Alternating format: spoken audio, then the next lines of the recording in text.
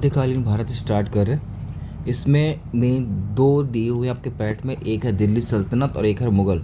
विजयनगर के बारे में कोई जानकारी नहीं है, बहमनी के बारे में कोई जानकारी नहीं है, मराठा ज़रूर पढ़ना है। पीडीएफ आप लोगों को दिखाई हुई थी। इसमें राजपूत काल है, सल्तनत काल है, मुग़ल साम्राज्य और फिर मराठा।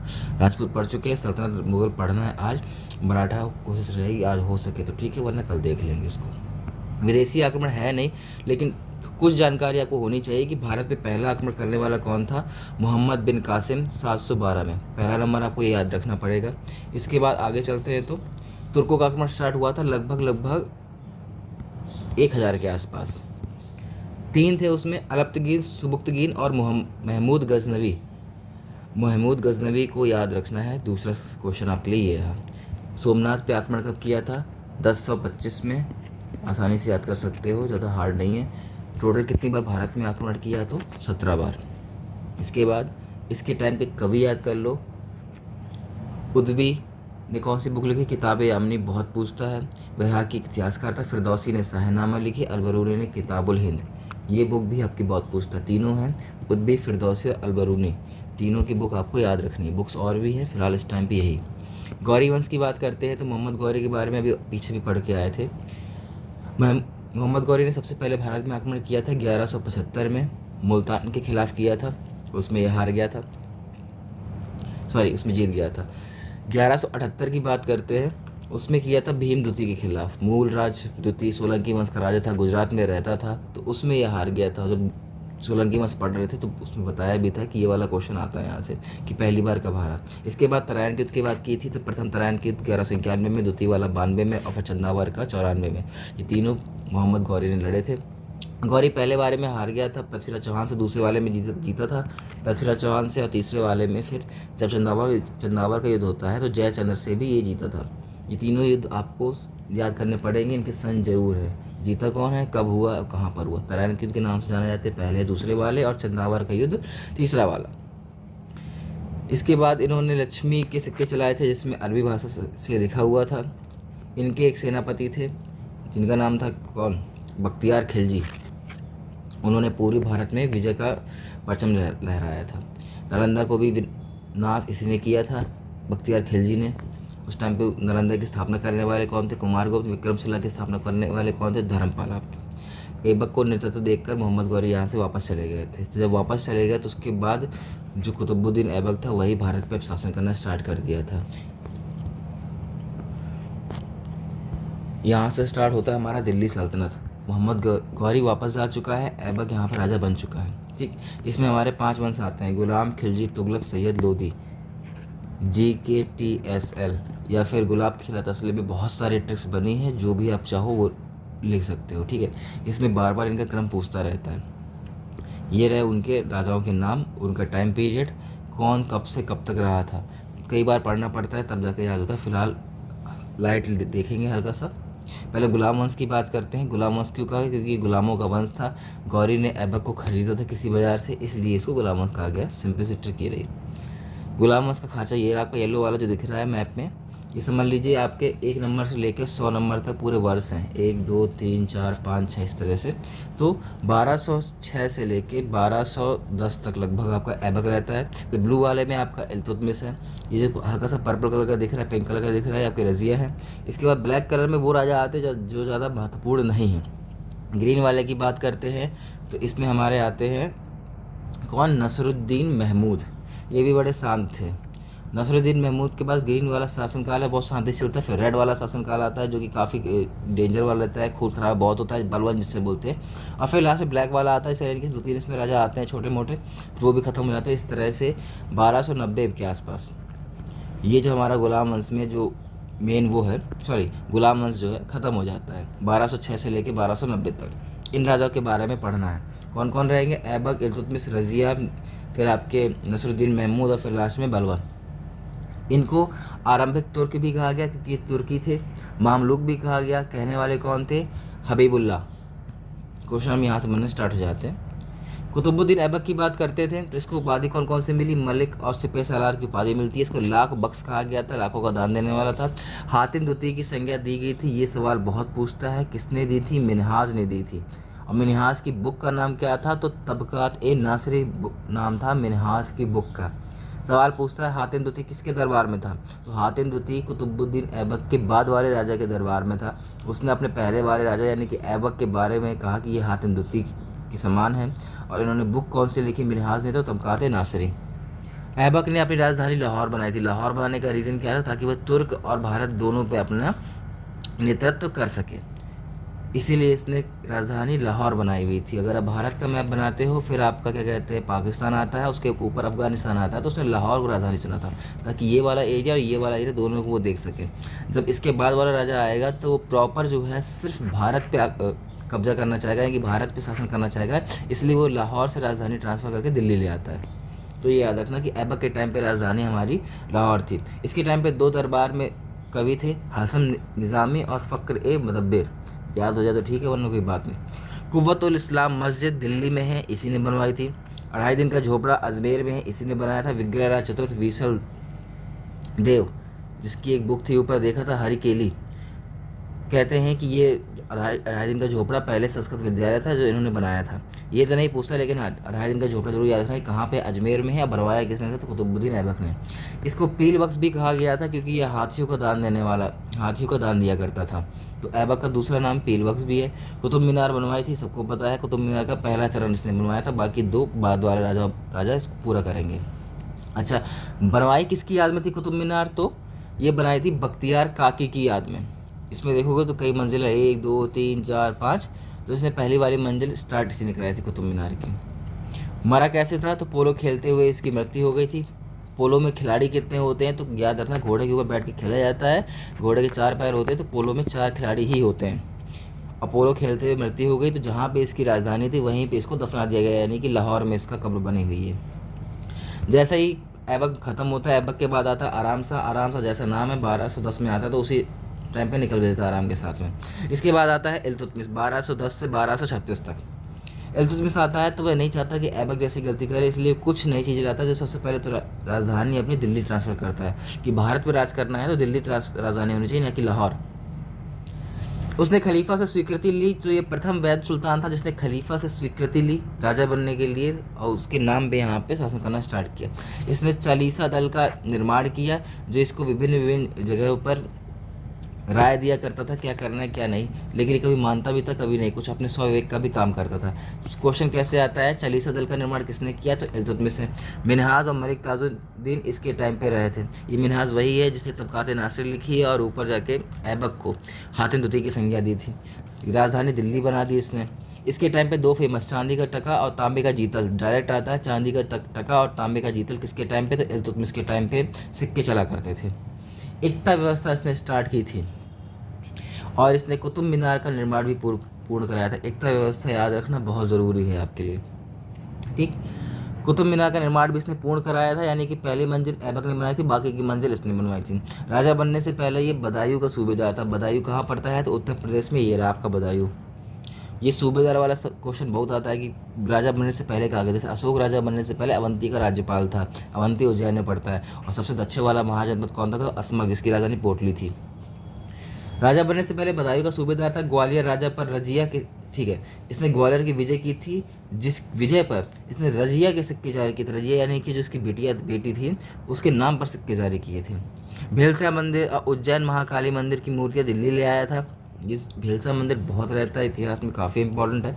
अवध के पृथ्वी नेता को हराया था। ये सवाल बहुत डीप पूछ लिया है। गुलामों का गुलाम इसे कहा जाता था क्योंकि गौरी का गुलाम था आपका ऐबक और ऐबक का गुलाम था आपका इल्तुतमिश, ठीक है, इसलिए इसको गुलामों का गुलाम भी कहा गया।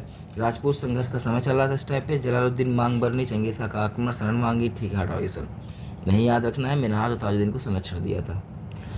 इल्तुतमिश में इतने ही क्वेश्चन बनते हैं। इल्तुतमिश के बाद फिर आता है हमारा रुकनुद्दीन फिरोज 1236 में। जैसे ये आता है तो 1236 में माता शाह तुर्कान शासन करने लगती है। होता क्या है, इल्तुतमिश मरने के बाद रज़िया को अपनी उत्तराधिकारी नियुक्त कर चुका होता है, लेकिन जो है माता शाह तुर्कान विद्रोह कर देती है। 1 साल तक इसका छोटा सा लड़का जो है राज करता है। उस टाइम पे गद्दी पर ये बैठी हुआ करती है माता शाह तुर्कान, लेकिन 1 साल बाद ही रज़िया जो है अपने प्रभाव से बाकियों को अपने साइड करके इसको गद्दी से हटा देती है और वापस से खुद से शासन चलाने लगती है। तो पहली महिला मुस्लिम शासिका भारत की बनी कौन सी? रजिया सुल्तान, सबको पता है। ये कुबा और कुलाब पहन के आया करती थी, एक पहनावा है। अल्तुनिया से इन्होंने विवाह किया था और 13 अक्टूबर 1240 में कैथल में डाकुओं ने इनकी हत्या कर दी थी और इनके पति की भी हत्या कर दी थी। कहानी इसके बारे में हम बाद में पढ़ेंगे कभी, अभी मेन क्वेश्चन आपकी यही है कि पहली महिला मुस्लिम शासिका, कुबा और कुलाब पहनने वाली।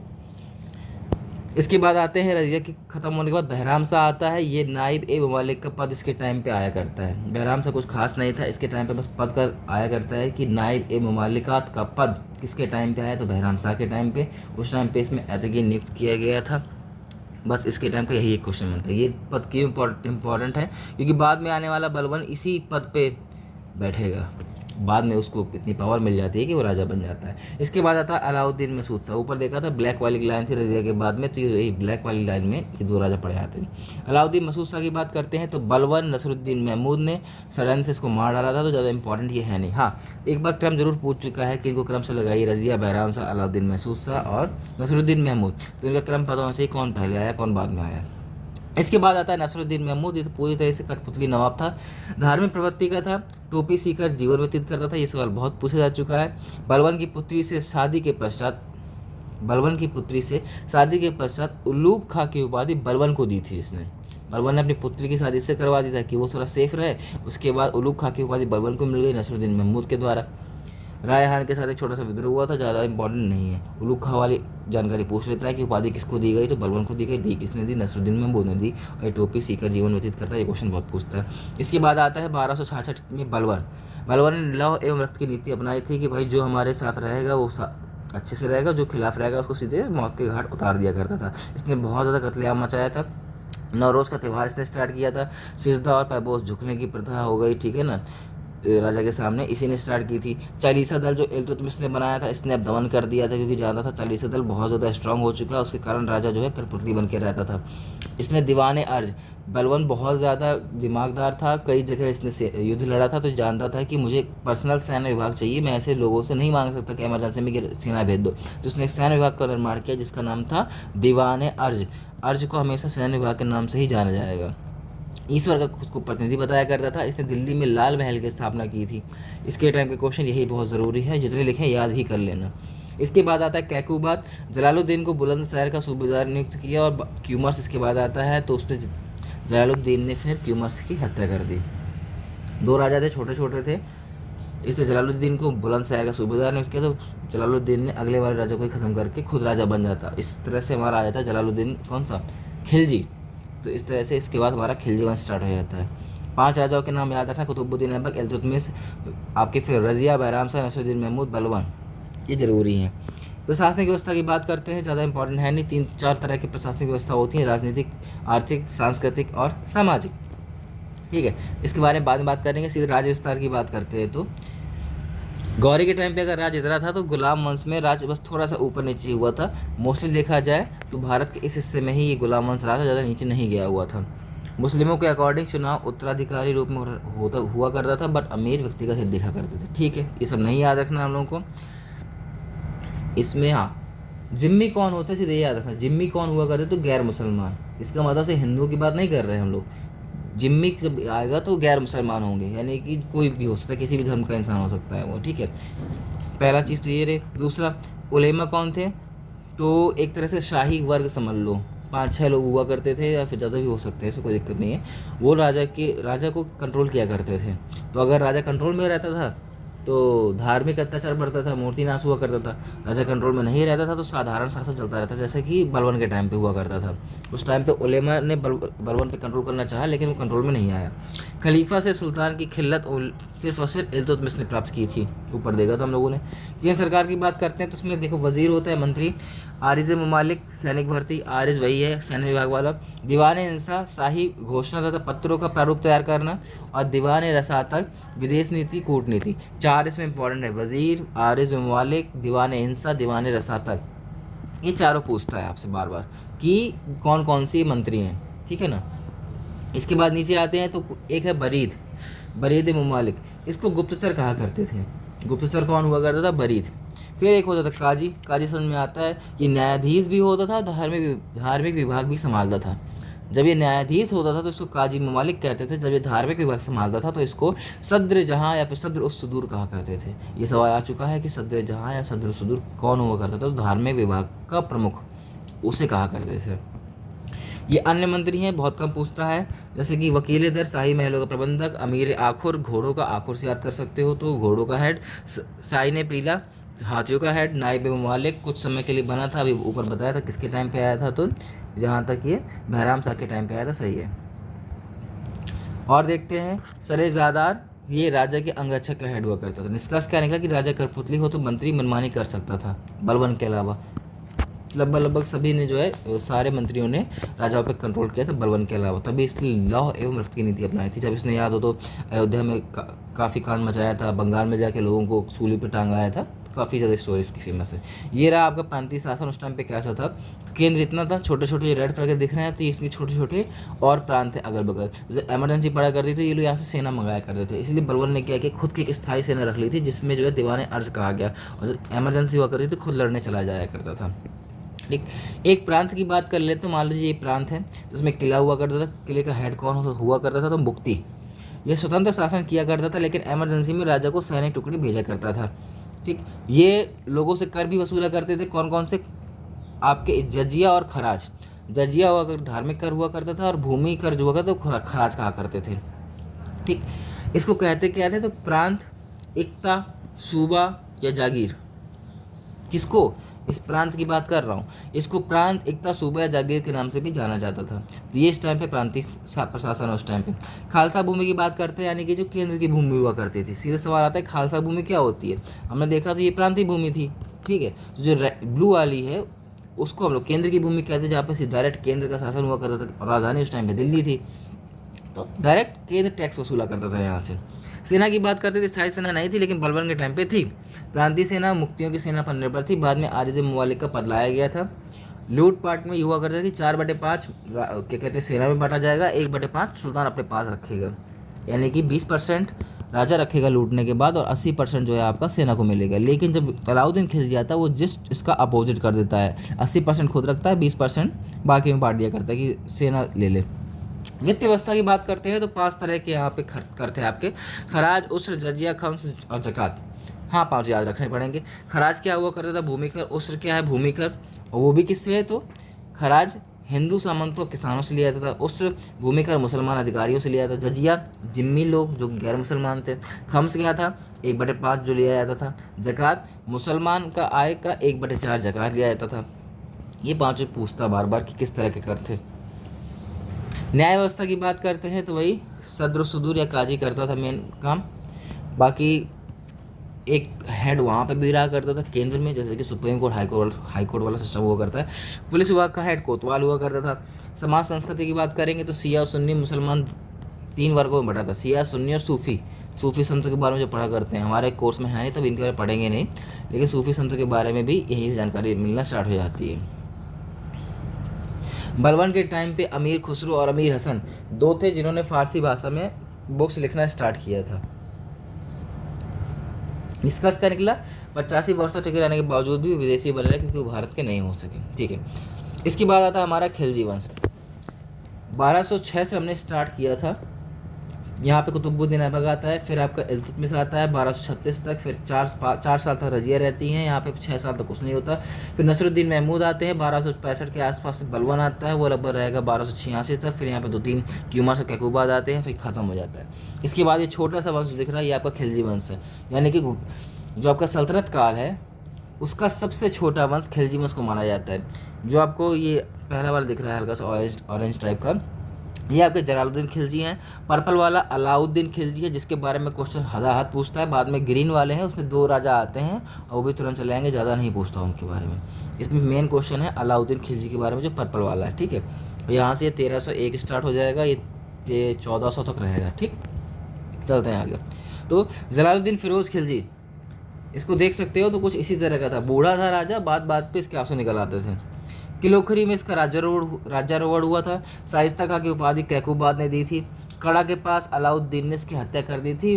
अगर मूवी देखी हो आपने पद्मावत, तो उसमें दिखाया करता है किस तरह से पीछे चाकू भोंक कर इसको मार डालता है।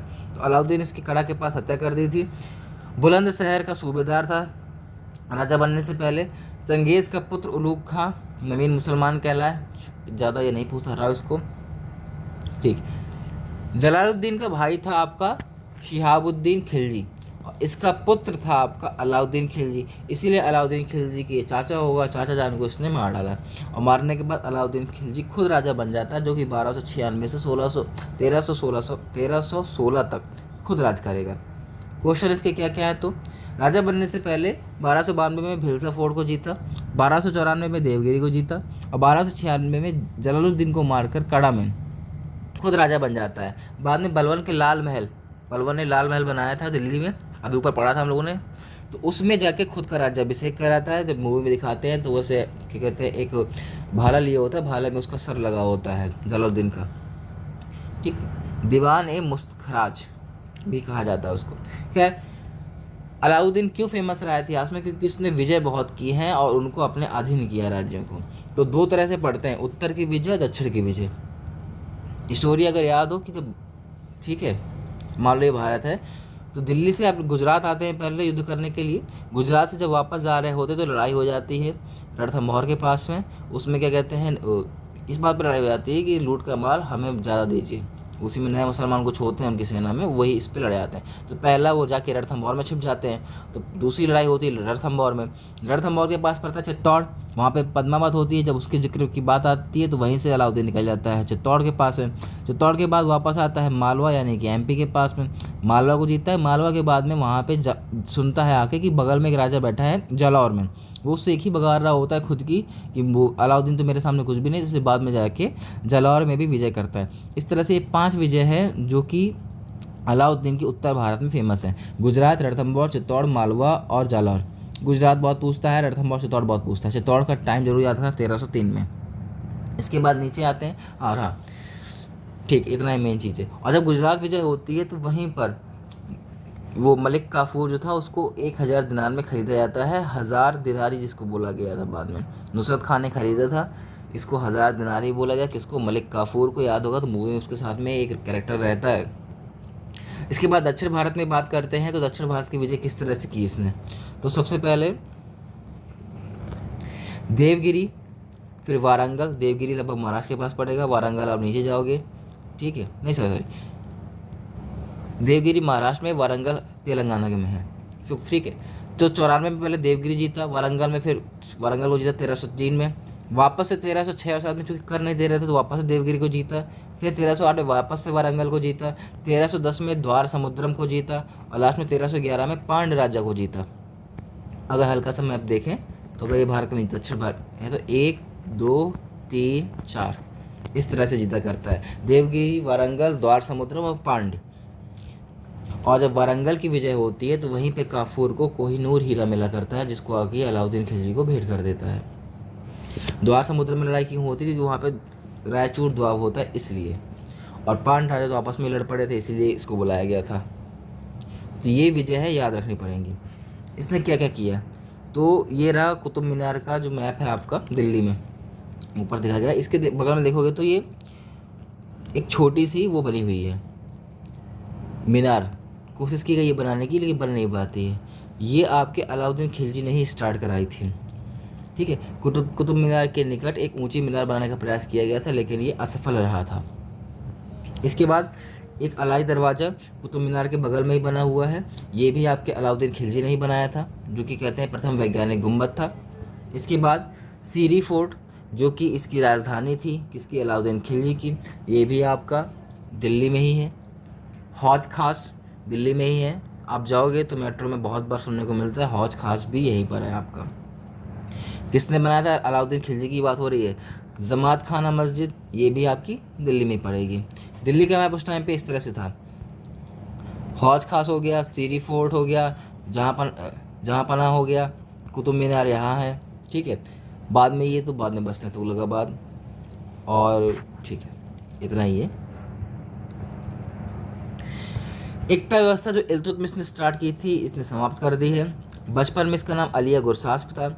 सूबेदार ये कड़ा मानिकपुर का था राजा बनने से पहले, जहाँ पर इसने जलालुद्दीन खिलजी की हत्या की थी, और इसने राशनिंग व्यवस्था स्टार्ट की थी, यानी कि खाने की व्यवस्था जो होती है राशन जिसे बोलते हैं वो व्यवस्था यहाँ से स्टार्ट की थी। इसके टाइम पे एक बंदा था जिसका नाम था बर्नी। उस बर्नी ने बुक लिखी तारीख़ फिरोज शाही 1303 में। ठीक, सीधे बुक पूछता है तारीख़ फिरोज शाही किसने लिखी, बर्नी ने लिखी है। इसके बाद आता है कुतुबुद्दीन मुबारक।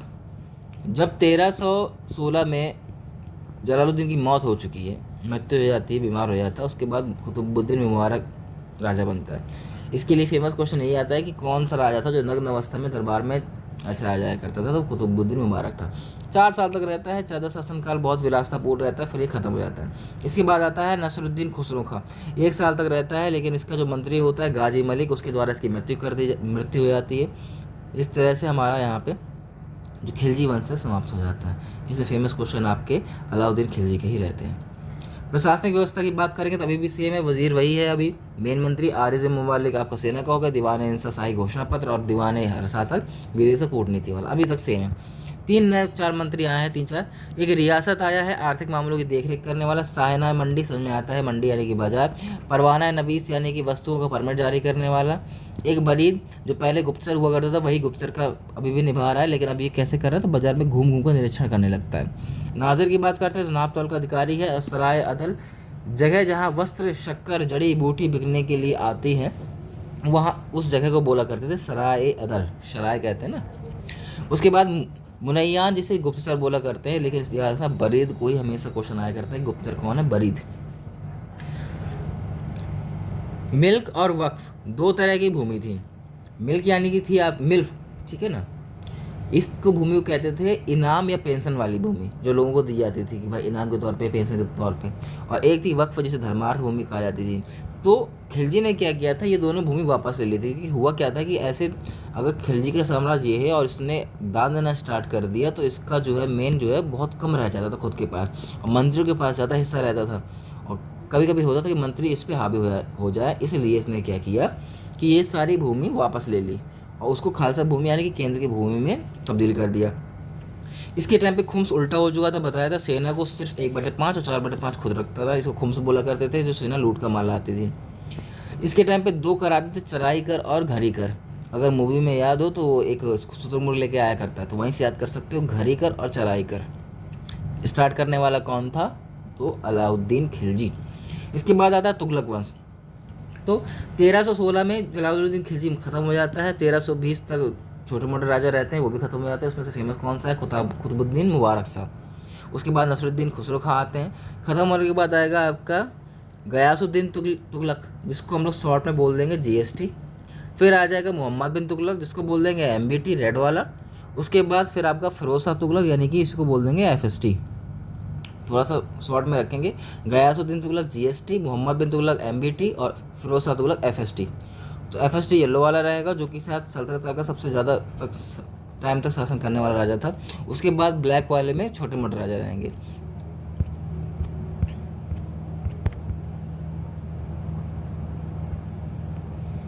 नहीं, फिरोज शाह तुगलक नहीं था, उससे भी ज़्यादा भी एक था, वो है बहलोल लोदी। 1 साल का अंतर पड़ता है। बहलोल लोदी था जो भी और आगे पढ़ेंगे, वो है सर्वाधिक समय तक शासन करने वाला। कुतुबुद्दीन, ठीक है, इसको बाद में देखेंगे और। तो GST की बात करते हैं, यानी कि गयासुद्दीन तुगलक। कौन सा वंश आ चुका है, तुगलक। पहले आया हमारा कौन सा, गुलाम, खिलजी, तुगलक, 3 आ चुके हैं, ठीक है। तो क्वेश्चन की बात करते हैं तो पंजाब का गवर्नर था, नहीं पूछता है। 19 बार मंगोलों को हराने पर गाजी की उपाधि मिली थी, ये वाला सवाल यहाँ से पूछता है। कृषि को प्रोत्साहन देने वाला ये पहला राजा था, जरूरी है याद रखना।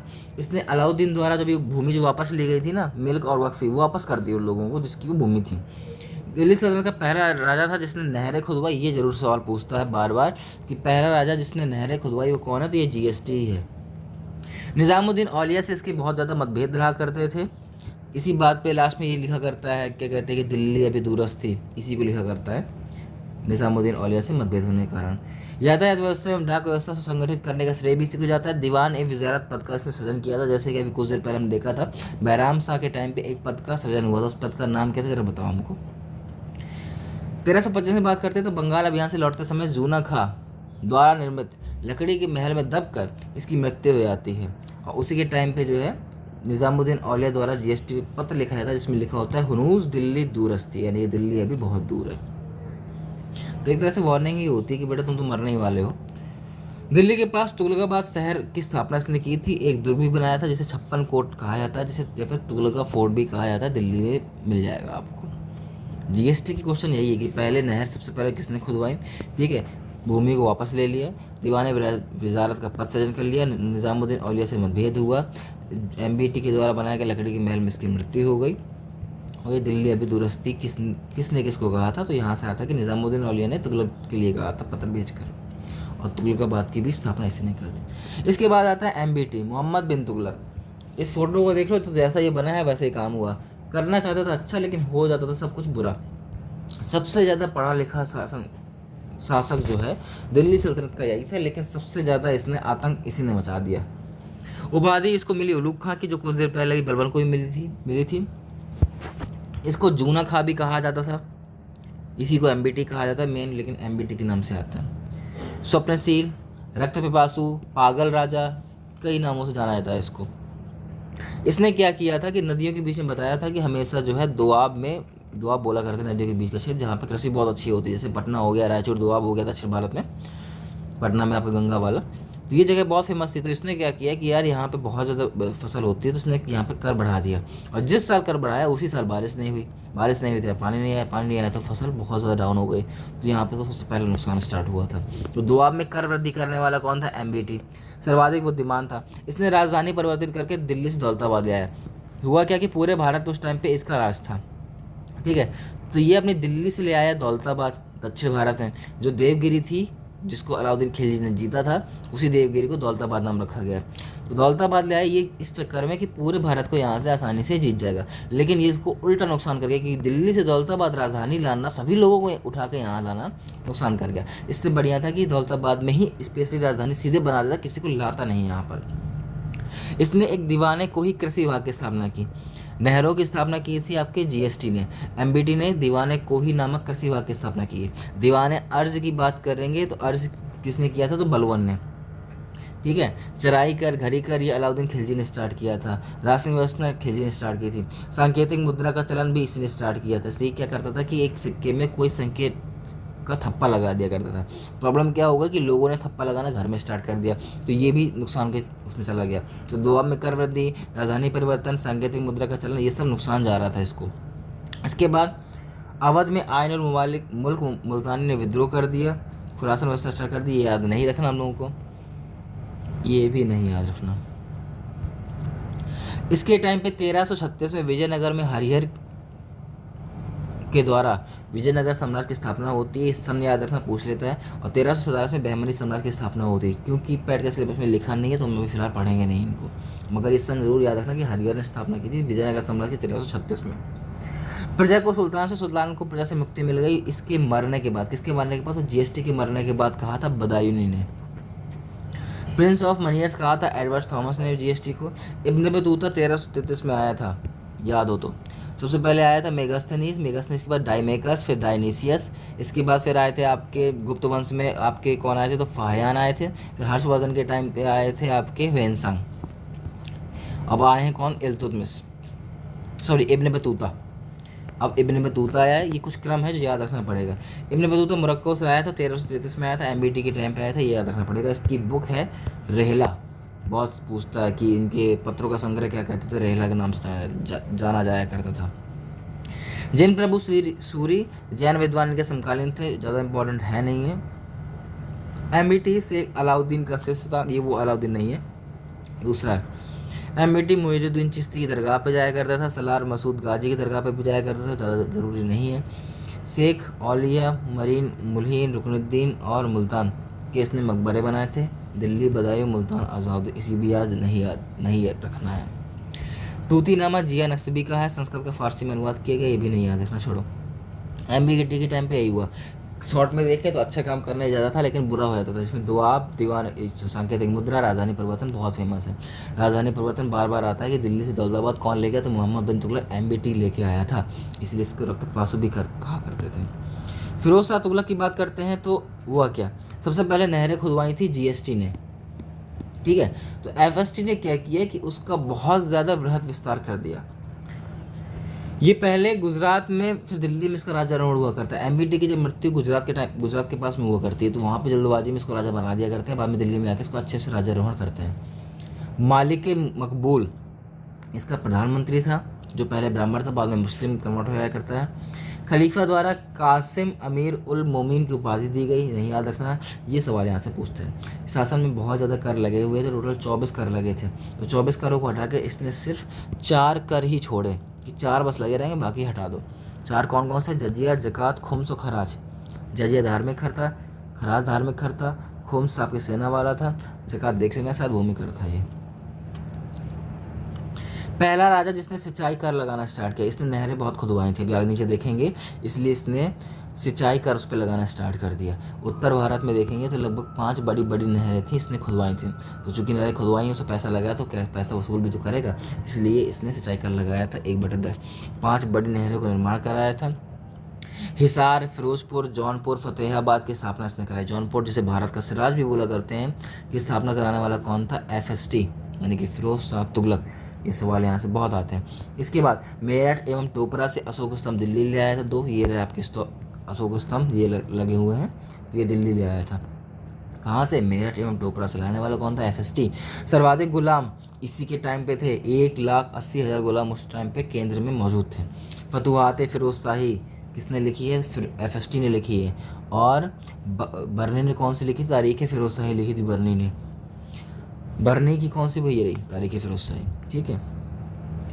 और देखते हैं तो इसके टाइम पे दीवान खैरात, दीवान बंदगान, दारुल सफ़ा, रोजगार दफ्तर, ये 4 इसके टाइम पे स्थापना होती है। दीवान खैरात क्या था? तो दान देने वाली एक जगह थी। बंदगान कहाँ था? जहाँ बंदी रखे जाते थे, गुलामों के लिए था। दारुल सफ़ा दवा दारू यानी कि अस्पताल के रूप में जाना जाता है। और रोजगार दफ्तर समझ में आता क्या है। ये चारों चीज़ें आपकी FST ने लिखी थी। जैसे कि अर्ज बलवन ने किया था, दीवान कोही कृषि विभाग MBD ने किया था, तो 4 इसने किया था। रासिंग व्यवस्था अलाउद्दीन खिलजी ने की थी, ठीक है। ज्वालामुखी मंदिर से लूटा पुस्तकालय, ये दिल्ली ले आता, ठीक है, पुस्तकालय लूटा जाता है। फिर अपाउद्दीन द्वारा दलायत फिरोज शाही में अनुवाद किया गया, नहीं याद रखना। अद्दा और विक चांदी तांबे के मिल से सिक्के चला करते थे। इल्तुतमिश वाला जरूर याद रखना, क्योंकि तांबे का चांदी का टका और तांबे का जीता इल्तुतमिश के टाइम पर चला करता था। कोटला फिरोज शाह दुर्ग दिल्ली में है, इसी के टाइम पे इसी ने बनाया था। फिरोज शाह कोटला जिसे बोला करते हैं हम लोग, जिसके नाम पे मैदान का भी नाम रखा गया था। राज्य खर्च पर हर्ष की व्यवस्था, हटाओ इसको। ससमागी नामक सिक्का चलाया, हटाओ इसको, नहीं इसको याद रखना, ससगामी वाले को सिक्का चलाया था, ससगामी नामक इसने चलाया था, ठीक। 3 राजा पढ़े हमने, GST, MBT, FST। GST के इंपॉर्टेंट क्या क्या थे? तो भाई नहरें खुदवाई सबसे पहले, औलिया से मजबूत तक, गाजी की उपाधि धारण की, कृषि को प्रोत्साहन दिया, और बाद में लकड़ी के महल में दब के मार गया। फिर MBT आता है और उसके बाद FST। इसके बाद काफ़ी राजा आते हैं, छोटे मोटे हैं, बहुत कम याद रखना इनको। तो 88 से लेकर 1414 तक मोहम्मद गयासुद्दीन दुती, अबू बकर मोहम्मद, हुमायूं और नसरुद्दीन महमूद नसरत खां, ये राजा आया करते हैं। लेकिन इनके क्वेश्चन बहुत कम बनते हैं, बहुत ज़्यादा, तो इनको ज़्यादा नहीं पढ़ेंगे, शॉर्ट में निपटा डालेंगे, ठीक। नसरुद्दीन महमूद शाह की बात करते हैं तो 1394 से 1413 तक ये राजा रहता है। अंतिम तुगलक वंशी राजा था। तैमूर का आक्रमण इसी के टाइम पे होता है 1398 में। मल्लू इसका एक मंत्री जो कठपुतली नवाब, ठीक है, इसका मंत्री था मल्लू, जिसका ये खुद कठपुतली नवाब था, जैसा वो कहता था ये नसरुद्दीन महमूद शाह वैसा किया करता था। याद रखना, ये 2 राजा हो चुके एक ही नाम के, एक गुलाम में भी था। जौनपुर की बात करेंगे तो मलिक सरवर ने जौनपुर को स्वतंत्र राज्य घोषित कर दिया था, और उसमें इसने सरकी राजवंश की स्थापना कर दी थी। जौनपुर वही है जिसको FST ने बसाया था, और इसको भारत के सिराज की संज्ञा दी थी। 1398 की बात करते हैं, जब भारत पे तैमूर का आक्रमण होता है, तो तैमूर उस टाइम पे इधर से आता है और पूरे भारत में बहुत ज़्यादा कत्लेआम मचा के वापस चला जाता है। इस कत्लेआम के कारण यहाँ पे लगभग सारी शासन व्यवस्था तहस नहस हो चुकी होती है, बहुत लोग मर रहे होते हैं, दिल्ली में लाशों के ढेर लग जाते हैं। इसलिए डायरेक्ट सवाल पूछता है कि तैमूर का आक्रमण किस सन में हुआ, तो 1398 में, ये नंबर याद रखना, ठीक है। 1398 में काफ़ी लोगों की डेट ऑफ बर्थ 98 होगी, तो उसके देख लो कितने साल पहले की बात है ये। तैमूर वापस जाते समय 1399 में खिजर खां को सुल्तान बना के चला जाता है, बस। अब अगला बात करते हैं हम लोग सैयद वंश की। 1301 से बात कर रहे थे, तो यहाँ पे हमारा अलाउद्दीन खिलजी था। उसके बाद कुछ राजा आते हैं, उससे मतलब नहीं है। फिर हमारा जीएसटी आता है, जीएसटी रहता है 4 साल तक। फिर एमबीटी आता है, ये 1351 तक रहेगा।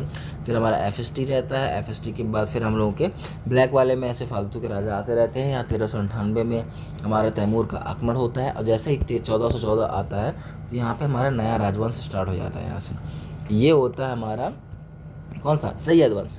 कौन कौन से पढ़ लिए, गुलाम, खिलजी, तुगलक, सैयद पढ़ रहे हैं हम लोग अभी। इसके बाद हमारा लास्ट वाला है लोधी, तो बाद में देख लेंगे। सैयद वंश से क्वेश्चन जो हमने देखे आज तक एग्जाम में आते हुए वो ये है कि इसमें क्रम पूछ लेता है राजाओं का, कि राजाओं का क्रम बता दो। मोस्टली क्वेश्चन यही आता है। खिज्र का मुबारक शाह में मोहम्मद शाह, अलाउद्दीन आलम शाह। खिज्र का अलाउद्दीन आलम शाह तो आप निकाल ले जाओगे, लेकिन मुबारक शाह और मोहम्मद शाह में हमेशा कन्फ्यूज रहोगे। टाइम पीरियड की याद नहीं रखना इन लोगों का। उपाधि रैयत आला की मिली। तैमूर के पुत्र शाहरुख के प्रतिनिधि के रूप में कार्य करता था। राजा बनने पर एक हो जाओ ऐसा बोला करता था। ये सब नहीं याद रखना आप लोगों को, इसमें इनका सिर्फ क्रम ही याद रखना ज़्यादा बेटर है, ठीक है। दिल्ली में दो हम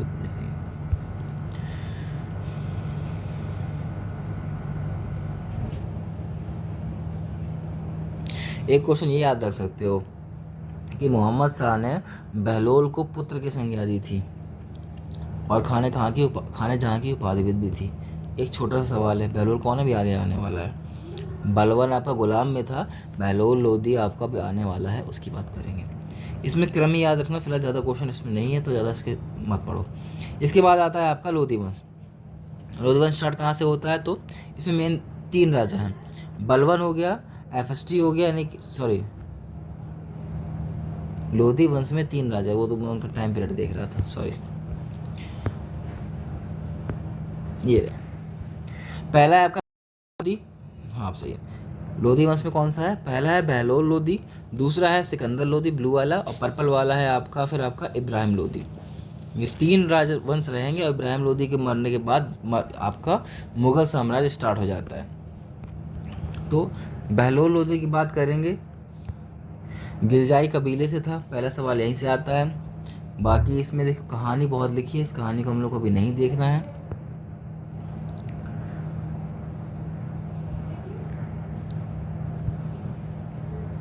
बहलोल लोधी का सबसे फेमस क्वेश्चन यही कि सबसे ज़्यादा टाइम तक शासन करने वाला कौन था, तो यही था, ठीक है। इसने काफ़ी जगह पे आक्रमण किया, नहीं याद रखना। दीवान है, ये भी नहीं याद रखना आप लोगों को।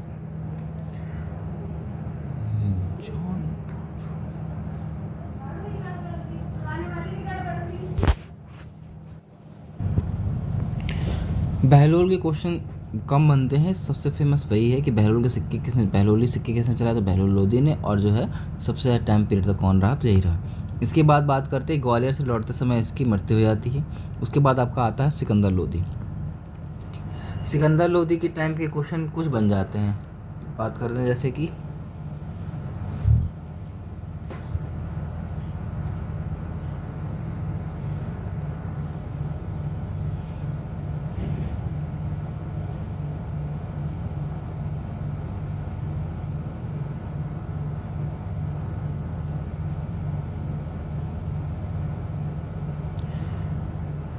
ये रहा पहला सवाल, ये रहा नगरकोट का ज्वालामुखी मंदिर, वहाँ की मूर्तियों को तोड़कर इसने वहाँ की मूर्तियों के टुकड़े जो है कसाई में बंटवा दिए थे। पहला सवाल यहीं से मिलता है। नागरकोट या नगरकोट बोल देते हैं, ज्वालामुखी मंदिर है वहाँ का, मूर्तियाँ तोड़वाकर उसकी मूर्तियाँ कसाई में बांट देता है। पहला सवाल यही से आता है कि किसने किया था, तो आपके सिकंदर लोधी ने। हाँ, ये अपने टाइम का कुछ ज़्यादा ही मतलब कह सकते हो ना कि जालिम राजाओं में से इसमें गिनती की जाती है।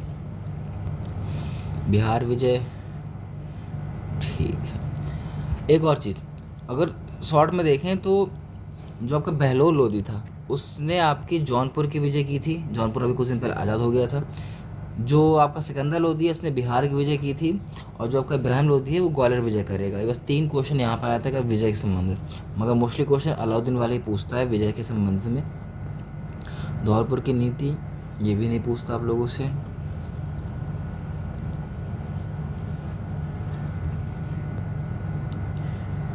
इसको भी हटाओ।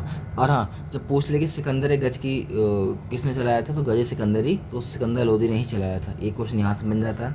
इब्राहिम लोधी की बात करते हैं तो इसके टाइम पे लास्ट वाले युद्ध के क्वेश्चन ही फेमस आता है, क्योंकि इब्राहिम लोधी 15 से 17 से 26 तक पढ़ता है, और 26 में होता है लास्ट में पानीपत का युद्ध। उसी के टाइम पे बस फेमस क्वेश्चन है, उसी को याद रखना। जैसे ये रहा, युद्ध होता कब है? 21 अप्रैल 1526 को। पानीपत का प्रथम युद्ध जिसे बोला जाता है। पानीपत कहाँ है? तो हरियाणा के पास में पड़ता है आप लोगों का। इब्राहिम लोधी उसमें मारा जाता है और उस टाइम पे बाबर आता है तो बाबर जीत जाता है। सवाल भी सही से आता है कि युद्ध में मरने वाला इकलौता जो आपका सल्तनतकालीन राजा कौन है? वो आपका इब्राहिम लोधी था। मारा किसके द्वारा गया? तो बाबर के द्वारा। कब किया गया था? 21 अप्रैल 1526 को। इब्राहिम लोधी के क्वेश्चन। अच्छा, इसमें कहानी ज़्यादा लिखी है तो इसके लिए काम करना, हो सके तो ल्यूशन एक बार देख लेना, उसमें जो जो क्वेश्चन है मुश्किल से 10 क्वेश्चन भी नहीं मिलेंगे इस वंश में, इतना पता है। गिन के क्वेश्चन आते हैं बार बार वही आ जाते हैं, क्रम याद रखना बस। एक और ठीक, मुगल काल की बात कर रहे हैं। सल्तनत काल ख़त्म हो चुका, उसमें कौन कौन से आए थे? तो सबसे पहले आपका आता है गुलाम वंश, गुलाम वंश के बाद खिलजी वंश, और खिलजी वंश के बाद तुगलक, सैयद और फिर लोधी। ये तो वंश हो गया। गुलाम वंश में राजा कौन कौन से थे? तुगलक वंश में कौन कौन से थे? Gas, GST, FST, MBT। गुलाम में कौन कौन से? पहले वाले में तो ऐबक हो गया, इल्तुतमिश हो गया, रज़िया हो गई, बहराम शाह हो गया, फिर आपका नसरुद्दीन महमूद शाह हो गया, लास्ट में फिर आपका आता बलवन। फिर आपका GST, MBT, FST। इसके बाद फिर आपके आते हैं, उसके पहले एक छूट गया, सॉरी, अलाउद्दीन खिलजी वाला वंश रह गया, खिलजी वंश, जिसमें आपका जलालुद्दीन खिलजी, अलाउद्दीन खिलजी आते हैं, दो फेमस। फिर GST, MBT, FST। इसके बाद फिर आपका आता है सैयद वंश, उसमें इंपॉर्टेंट नहीं है, खिजर आता है, फिर मुबारक, फिर मोहम्मद और फिर लास्ट में अलाउद्दीन। और उसके बाद लास्ट में आपका आता है तो लोधी वंश में बहलोल लोधी, सिकंदर लोधी और इब्राहिम लोधी। इब्राहिम लोधी को बाबर मार डालता है पानीपत के प्रथम युद्ध में, और उसके बाद मुगल काल की स्थापना होती है, क्योंकि यहाँ से मुगल आ चुके होते हैं। मुगल में किस किस को पढ़ना है? तो टाइम पीरियड आपको दिख रहा है हल्का सा, ये आपका 1501 से लेके हो जाएगा 1601 तक, और फिर ये आपका हो जाएगा 1701 से 1710। तो इसमें देख रहे होगे तो पहले येलो वाले में दिख रहा है आपको बाबर, इसके बाद जो रेड कलर का दिख रहा है वो है आपका हुमायूं। हुमायूं वाले में गौर से देखेंगे तो यहाँ से 1530 से स्टार्ट होता है, 1540 तक रहेगा। 40 के बाद इसको यहाँ से हटा दिया जाता है। इस टाइम पे एक दूसरा वंश आता है जिसको बोलते हैं शेरशाह सूरी वंश। उसके बाद हुमायूं वापस आता है, बदला लेता है, 1 साल तक रहता है, फिर ये गिर कर मर जाता है पुस्तकालय की सीढ़ियों से। ब्लू वाला जो दिख रहा है वो अकबर है हमारा, काफ़ी टाइम तक रहता है। अकबर के बाद इसका पुत्र जहांगीर, जहांगीर के बाद ग्रीन वाला शाहजहाँ, फिर रेड वाला औरंगजेब, और औरंगजेब के बाद मुगल काल का यहाँ से पतन स्टार्ट हो जाता है। इतना हम लोग को पढ़ना है इन राजाओं के बारे में। बाबर, हुमायूं घोड़े पर रहेगा, यानी कि हमेशा भागता रहेगा। अकबर के बारे में मूवी बनी हुई है, आप देख सकते हो, जोधा अकबर। जहांगीर बहुत ज़्यादा शराबी था, मारने में भी अच्छा था, तलवारबाजी बहुत अच्छा जानता था, युद्ध नीति बहुत अच्छी थी इसकी। बाद में शाहजहाँ वाइट कर दिया क्योंकि इसने मोस्टली जो है इसके टाइम पे स्थापत्य कला काफ़ी सही थी, लेकिन स्थापत्य कला का स्वर्ण काल गुप्त काल को कहा जाता है। और लास्ट में हमारी औरंगजेब। ठीक, डायग्राम है, बस देख लेना। और इसके बीच में जो हुमायूं के बीच में जो हमारा सूरी वंश आता है, उसमें 3 राजा आया करते हैं, शेर शाह सूरी, इस्लाम शाह और मोहम्मद आदिल शाह। और आदिल शाह के साथ छोटा सा इसका जो मंत्री होता है वो होता है हमारा कौन? हेमू, जो अंतिम हिंदू शासक के रूप में जाना जाता है। इतना हम लोगों को पढ़ना है अभी। बाबर से स्टार्ट करते हैं। मोस्टली कोशिश किया है कि एक पेज में एक मुगल बादशाह को ख़त्म कर दें, और हाँ, जितने क्वेश्चन लिखे हैं ये पूरे याद रखने पड़ेंगे। बाबर का हो गया, हुमायूं हो गया, फिर आपका सूरी वंश हो गया, बाद में फिर आपका अकबर हो गया, तो ये सारे आपको याद रखने ही पड़ेंगे। बाबर से स्टार्ट करते हैं। जन्म कहाँ हुआ था? फरगना में, हाँ पूछ लेता है। पिता उमर शेख मिर्ज़ा थे, माता कुतुबुल निगार खां थी, चाहो तो अभी नया याद रखना, कोई दिक्कत नहीं है। चगताई वंश की नींव बाबर ने डाली थी, ये बहुत पूछता है। इसके बाद ये थोड़ा सा स्टोरी है, 94 में फरगना की गद्दी पर, 1504 में काबुल विजय की थी, ये जरूर याद रखना। इससे याद आया, सिकंदर लोदी ने आगरा की स्थापना की थी 1504 में, एक क्वेश्चन याद आया। 1504 में सिकंदर लोदी ने आगरा की स्थापना की थी, ये क्वेश्चन याद रखना, पहले वाले लोदी वंश से संबंधित है। 7 में इसने मिर्ज़ा से बादशाह की उपाधि धारण की। 1508 में महिमा से इसके हुमायूं का जन्म होता है, महिमा इसकी पत्नी होती है। 1514 से 19 तक इसने उस्ताद अली और मुस्तफ़ा, ठीक है। सेकंड क्वेश्चन यहाँ से बना, इसकी सेना में तोपची कौन कौन से थे? तोप कौन कौन चलाया करते थे? तो उस्ताद अली और मुस्तफ़ा, इन दोनों का नाम पूछा करता है, ठीक, कि बाबर की सेना में जो दो तोपची थे वो कौन थे, या फिर उस्ताद अली और मुस्तफ़ा कौन थे। इसके बाद भारत ने पहला आक्रमण यूसुफ जाय के विरुद्ध किया था। दूसरा सवाल यहाँ से बनता है, इम्पॉर्टेंट ये भी है कि भारत के खिलाफ पहला आक्रमण 1519 में हुआ था। यूसुफ जाही के विरुद्ध किया गया था। इसमें बाजार और भेरे के दुर्ग को जीता था इसने। इसमें सबसे पहले तोप खाने का प्रयोग किया था। करने वाले कौन थे? तो उस्ताद अली और मुस्तफ़ा, जो तोप चलाया करते थे। दौलत खां जो कि पंजाब का गवर्नर था, आलम खां जो इब्राहिम लोदी का चाचा था, उन्होंने पत्र लिखकर इसको भारत में आमंत्रित किया था कि आओ इब्राहिम लोदी को ख़त्म करो, साथ में राज करेंगे। उसी लिए भारत यहाँ पे आता है, बाबर भारत में आता है। इसके टाइम की 2 बुक हैं, रट लेना। बाबरनामा बाबर ने लिखी है, तुर्की भाषा में है, और फिर तुजु के बाबरी रहीम खान ने लिखी है, जो कि इसी बुक का फारसी भाषा में अनुवाद है। इन दोनों को याद रखिएगा। बाबर के टाइम पे 4 युद्ध होते हैं, पानीपत, खानवा, चंदेरी और घाघरा, और एक साथ होते हैं 26, 27, 28, 29। बाबर रहता भी कब से कब तक है? 26 से लेकर 30 तक, तो याद कर सकते हो। 26, 27, 28, 29 में 4 युद्ध। पानीपत, खानवा, चंदेरी, घाघरा। ट्रिक बहुत सारी हैं। एक ये भी है कि पंखा चला घर में, या फिर बहुत सारी ट्रिक बन जाती हैं, जो आप चाहो बना लेना।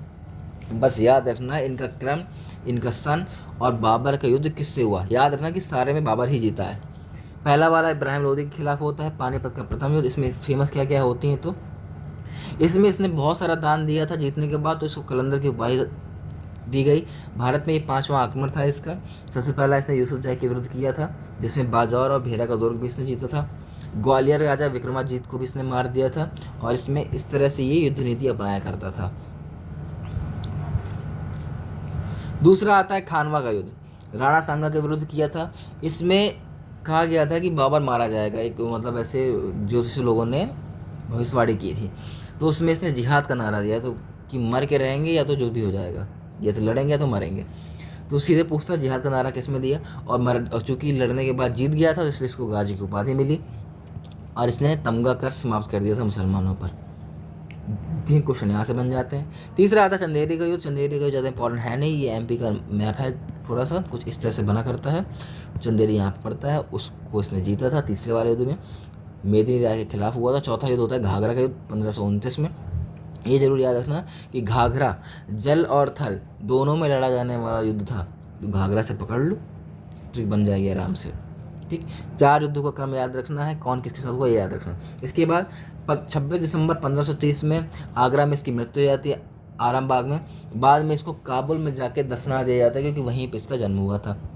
ये काबुल में इसका मकबरा है। काबुल कहाँ पड़ता है? तो अफगानिस्तान में पड़ता है। ये रहा काबुल आपका। आरामबाग ओल्ड नूर अफगान बाग जिसे बोलते हैं, ज्यामिति विधि से बना हुआ था। कुल मिला के इसमें इस तरह की रास्ता हुआ करती थी।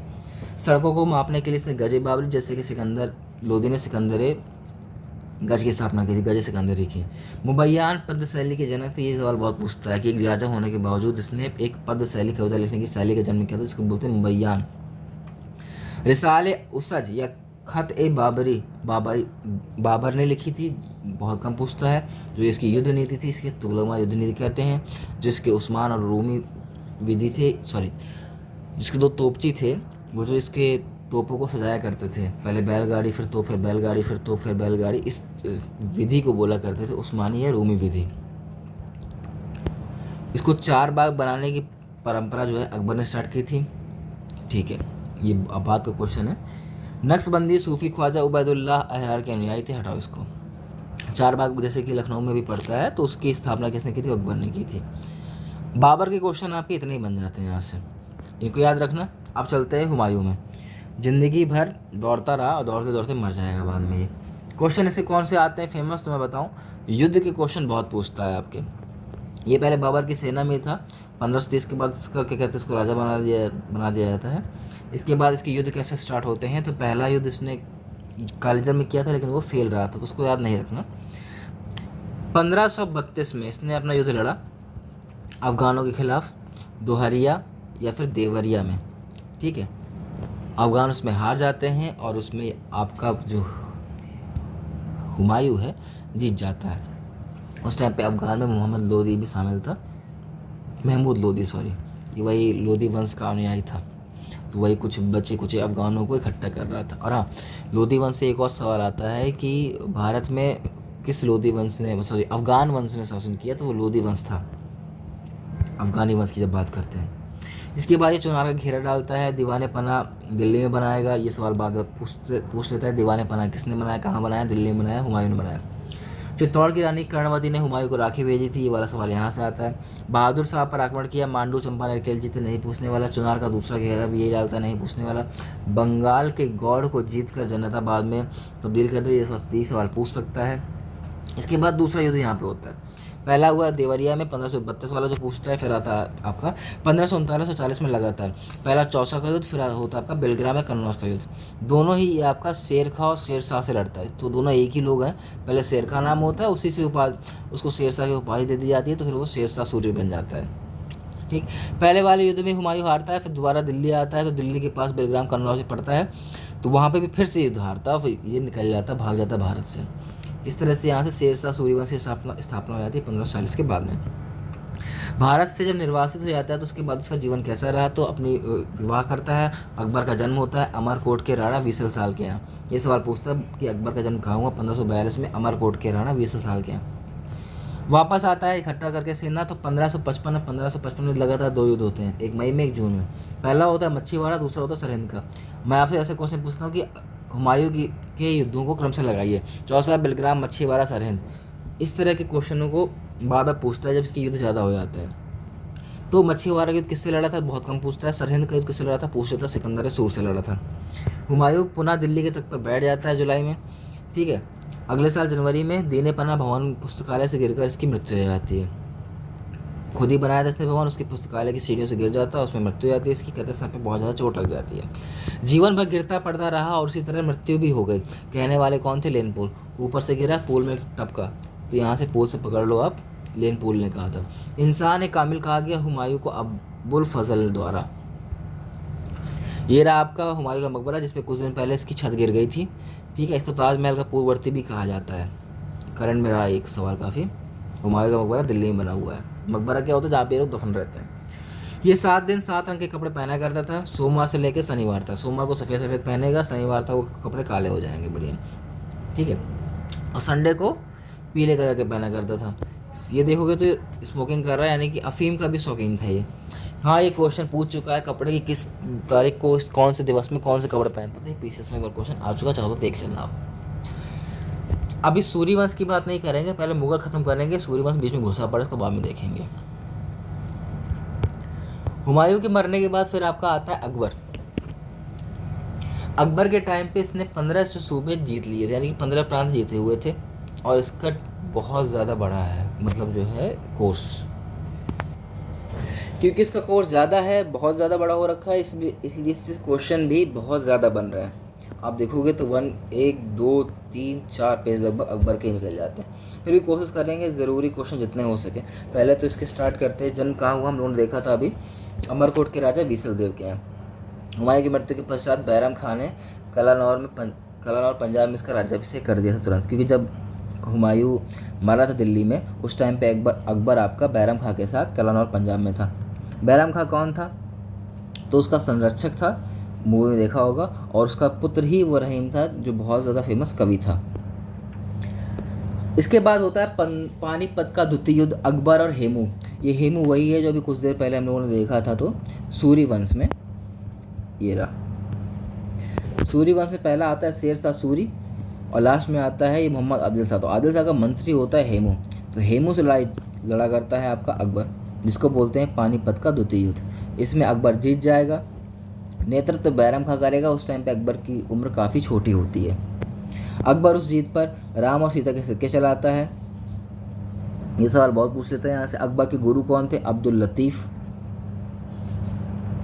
1560 में मक्का जाते समय मुबारक खां की मृत्यु हो जाती है। मारने वाला कौन था, मुबारक खां एक अफगान था जिसने बैरम खां को मार डालता है। सवाल यहाँ से बन जाता है, बैरम खां की मृत्यु कहाँ हुई, तो मक्का जाते समय होती है पाटन के पास में। मारने वाला मुबारक खां।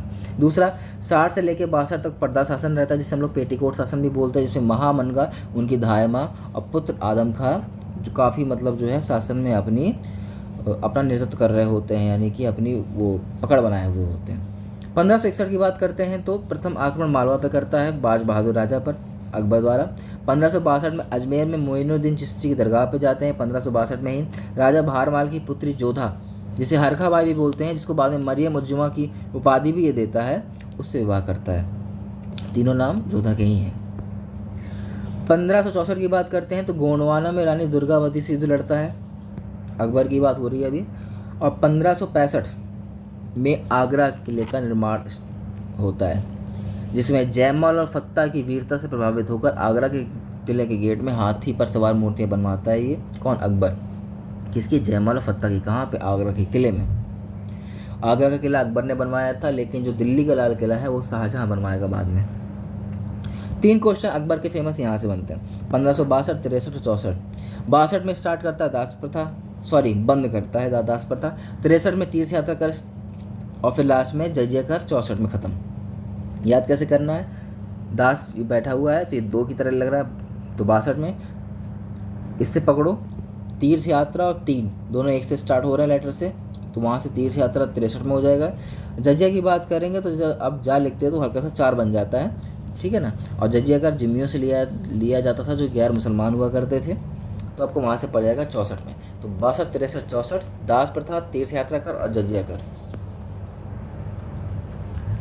इसके बाद 1571-72 की बात करते हैं तो इसमें पहली बार गुजरात विजय करता है, जिसमें समुद्र देखा करता है। तो सीधे सवाल आता है कि अकबर ने पहली बार समुद्र कब देखा? तो 1571 में, गुजरात विजय के पश्चात। और जब उस विजय से वापस आता है आगरा तो वहाँ पे क्या बनाएगा? तो बुलंद दरवाज़ा। फतेहपुर सीकरी आगरा के बगल में पड़ता है, वहाँ पे बनाता है बुलंद दरवाज़ा, बहुत ही अच्छी इमारत है, कभी देखना जाकर। इसके बाद फतेहपुर सीकरी को ही ये अपनी राजधानी बना लेता है अकबर। ऐतिहासिक द्रुतगामी आक्रमण कहा जाता है गुजरात विजय को, क्योंकि बहुत जल्दी गया था वहाँ पे घोड़ों पर सवार होकर और वहाँ पे जीत कर वापस आया था अकबर। 1575 की बात करते हैं, ये इबादत खाने की स्थापना करता है, ज़रूरी है याद रख लेना। इबादत खाने में लोग आते हैं, ये जो है लोगों को बैठाया करता था अपने धर्म के, और उनसे वाद विवाद किया करता था धर्म के परिप्रेक्ष्य में। 77 में क्या हुआ? सिख के तीसरे गुरु जो अमरदास थे, ठीक है, कि उनकी जो पुत्री थी उनको कई गांव दान दिए थे इसमें। बाद में चौथे जो गुरु रामदास थे उनको 500 बीघा ज़मीन दान में दी थी। तो ये सवाल हमारे गुरुओं से बन जाते हैं जो सिख गुरु होते हैं। 1575 में इबादत खाने में से मुस्लिम धर्म था, लेकिन जब इसको मुस्लिम धर्म के बारे में जब उसने जान लिया, उनसे वाद कर लिया, तो उसने कहा कि मैं और धर्मों के बारे में भी जानना चाहता हूँ, उनसे वाद करना चाहता हूँ, अपने विचार रखना चाह रहा हूँ। तो 1578 में 3 साल बाद यह इबादत खाने में सभी धर्मों के प्रवेश की अनुमति दे देता है। और ये सवाल ही पूछ चुका है कि इबादत खाने की स्थापना कब हुई? 75 में। अनुमति कब मिली सारे धर्मों को? तो 78 में। इसके बाद मजहर घोषणा निकाला करता है, ये अचूक घोषणा पत्र से बोला गया है स्मिथ के द्वारा। इसको कब निकाला गया? तो 79 में, इसके अगले साल। फिर 1580 में देसाल बंदोबस्त टोडरमल द्वारा निकाला जाता है, ये भी पूछ सकता है देसाल बंदोबस्त किसने स्टार्ट किया था? टोडरमल। 1582 में ये दीन इलाही खुद का एक धर्म भी स्टार्ट कर देता है। जब सभी धर्मों को जान लेता है, मान लेता है, तो सभी धर्म से कुछ ना कुछ अच्छी चीज़ें लेकर एक खुद का धर्म स्टार्ट करता है, दीन इलाही। इस सवाल बहुत पूछता है, बस यहाँ सवाल आता है दीन इलाही यानी कि इलाही धर्म के, यानी कि इलाही संवत की स्थापना कब से होती है? 1582 में। अगर याद हो तो विक्रम संवत 58 में, विक्रम संवत 57 ईसा पूर्व, 78 ईस्वी में आपके क्या कहते हैं शक संवत। फिर आपके 309 या 319 के आसपास था आपका गुप्त संवत। देख लेना 309 था या 319, जहाँ तक 309 था। फिर 1582 में दीन इलाही और 1583 में इलाही संवत स्टार्ट हो जाता है। 1584 में अब्दुल रहीम खाना की उपाधि, ये वही रहीम है बैरम शाह के पुत्र, इनको अब्दुल रहीम खाने की उपाधि मिलती है। और 1586 में बीरबल यूसुफ जाई जाति के विरुद्ध लड़ते हुए ख़त्म हो जाते हैं। ये सवाल यहाँ से बनते हैं। 1600 में अहमदनगर बहादुर शाह, और 1601 में अंतिम विजय असीरगढ़ की। 1601 वाला याद रखना कि अकबर की अंतिम विजय कौन सी थी? असीरगढ़ की विजय, जिसकी जीत पर इसने बाज के सिक्के चलाए थे 1601 में। 1602 में अबुल फजल की मृत्यु हो जाती है। मारने वाला कौन होता था? वीर सिंह बुंदेला सलीम के आदेश पे, यानी कि जहांगीर के आदेश पे अबुल फजल को मार डालता है। और 1605 अक्टूबर में अकबर की मृत्यु हो जाती है, जिसकी बाद में जो है डेड बॉडी सिकंदरा में दफना दी जाती है। ये रहा आपका सिकंदरा का मकबरा। अकबर के क्वेश्चन यहीं से बनते हैं। इसके बीच में एक और चीज़, जब 1577 और 78 चल रहा होता है, 75 में इबादत खाना, 77 78 में उसके शामिल कर लेते हैं बाकी धर्मों को। फिर इसी टाइम पे 1576 में जो क्वेश्चन यहाँ से युद्ध वाला आता है कि हल्दी घाटी का युद्ध कब हुआ? तो अकबर और महाराणा प्रताप के बीच में होता है 1576 में। लेकिन याद रखना अकबर इसमें खुद नहीं जाता है, अपने मंत्री मान सिंह को भेजता है लड़ने के लिए। उसमें महाराणा प्रताप हार जाते हैं, मान सिंह जीत जाते हैं। तो ये डेट पूछता है बार बार, 1576 में हल्दी घाटी का युद्ध हुआ है। और ये रहा इसका फतेहपुर सीकरी का एक मैप, जिसमें इसमें काफ़ी चीज़ें थी, जैसे कि फेमस कौन कौन से, दीवाने आम, पंचमहल, मरियम हाउस, दीवाने खास। ठीक है, दीवाने खास यहाँ पे था जहाँ पे बहुत मेन लोग आया करते थे, मंत्री लोगों से मिला करता था। दीवाने आम में ये आम जनता से मिलता था। मरियम महल में आपके जो जोधा थी उनसे मिला करते थे। पंचमहल में आपके स्वयं रहता था। अकबर की जितनी चीज़ें भी बताई हुई हैं सारी याद करेगा, छोड़ना नहीं इसमें से कोई भी। अब अकबर की प्रशासनिक व्यवस्था की बात करते हैं तो इनके जैसे कि मंत्रिपरिषद को वजारत कहा जाता था। प्रधानमंत्री को वकील, वित्त मंत्री को दीवान वजीर, मुख्य वेतनाध्यक्ष को मीर बख्शी और प्रमुख सदर को सदर सदूर। ये वही है अभी भी। इसमें दो है मेन इसके डिपार्टमेंट है, दीवान आम और दीवान खास। दीवान आम दैनिक सरकारी कामकाज है, दीवान खास जो है मंत्री और सलाहकारों से भेंट के लिए हुआ करता था। इसके बाद और मंत्री कौन कौन से इसमें, तो ये सवाल यहाँ से बहुत पूछता है। मुस्तौफ़ी लेखा परीक्षक, दीवान बैतूत कारखानों का हिसाब, साहिब तौजी सेना संबंधी हिसाब, दीवान खालसा खालसा भूमि का देखभाल, मुशरफ खजाना तो खजाने का प्रबंधक, दीवान जागीर तो उपहार में दी गई जागीरों की देखभाल करने वाला। अन्य मंत्री कौन थे, मीर सामा सम्राट के घरेलू मामलों का प्रधान, मुहत्सिब जनता के नैतिक चरित्र की देखभाल, मीर बर यानी कि वन विभाग, दीवान वेतन विभाग, मीर आतिश स्वानिध नहीं पूछने वाला, हरकारा मुशरफ नहीं पूछने वाला। ये भी प्रांतीय व्यवस्था की बात करते हैं इसके टाइम पे। तो अगर ये इसका साम्राज्य है तो साम्राज्य कई सूबों यानी कि प्रांतों में डिवाइड था, और किसी भी सूबे का यानी कि जो हेड हुआ करता था वो होता था सिपह सलार या फिर सूबेदार। ठीक, और जैसे कि आप किसी भी प्रांत को पकड़ के उसको डिवाइड कर दोगे, यानी कि ज़िले को प्रांत को यानी कि अपने एक प्रदेश को खोल दिया, तो उसमें आपको ज़िले मिलते थे। ठीक है, ज़िलों को क्या कहा जाता था, तो सरकार। और सरकार के हेड कौन हुआ करते थे, तो फौजदार। यानी कि ज़िले को बोला करते थे सरकार, उनके हेड हुआ करते थे फौजदार। और किसी ज़िले को ओपन कर दोगे तो उसमें तहसील मिल जाएंगी आपको। तहसील को बोलते थे परगना, जिसके हेड हुआ करते थे सिकदार। ये सवाल यहाँ से पूछ लेता है आप लोगों के। ठीक, और कुछ इंपॉर्टेंट इसमें तो, दीवान प्रांत का वित्त प्रमुख, मीर बहर नावपुर बंदरगाह पर चुंगी लेने वाला, कोतवाल सूबे की राजधानी, वकीया नवीस जिसे बोलते थे रिपोर्ट तैयार करने वाला। हाँ, इंपॉर्टेंट है, याद रखना पड़ेगा। वो ये 15 प्रांत हैं जो अकबर ने जीते थे। सीधे नंबर पूछा करता है, आपसे उनके नाम नहीं पूछेगा। बंदरगाह सीमांत चौकी नहीं याद रखना, म्युनिसिपल प्रशासन नहीं याद रखना, ये बुक जरूर याद रखना, आईने अकबर अबुल फजल की है। ग्राम प्रशासन अभी छोड़ दो इसको भी। सेना, मनसबदारी प्रथा हुआ करती थी, ये याद रखना यहाँ से, मनसबदारी प्रथा अकबर के टाइम पे चला करती थी। जात सवार घुड़सवारों की संख्या पर निर्भर रहा करता था, अकबर के टाइम पे चला करती थी ये भी। वित्त मंत्री कौन थे इनके, टोडरमल थे, जिन्होंने हमारी 10 साल बंदोबस्त स्टार्ट किया था कि 10 वर्षों का औसत निकालो, 3 से डिवाइड करो, जितना आएगा उतना टैक्स हम लोग इनसे लेंगे। उसके बाद टकसाल की बात करेंगे, जहाँ पे पैसा डाला जाया करता था। तो चांदी का रुपया, तांबे का दाम इसके टाइम पे चलते थे, और एक जीतल भी हुआ करता था। जलाली, अकबर का चांदी का चौकोर सिक्का हुआ करता है, वो भी पूछता है। सोने के सिक्के की बात करेंगे तो इलाही, संसब और मुहर, ये 3 स्वर्ण सिक्के थे, जिसमें से यही था। ठीक है, 3 सोने के सिक्के हो गए, जिसमें संसब सबसे बड़ा सोने का सिक्का हुआ करता था। शाही टकसाल का हेड अब्दुल समद था, पारसी का त्यौहार मनाया करता था। साहित्य एवं कला की बात करेंगे तो बहुत सारी बुक्स हैं, और ये सारी आपको याद करनी ही पड़ेंगी। फेमस वही है, बाबरनामा जो बाबर ने लिखी थी उसको तुर्की भाषा में अनुवाद किया गया था, फारसी में अनुवाद किया गया था अब्दुल रहीम खाना के द्वारा। रहीम इनके 9 रत्नों में से एक थे।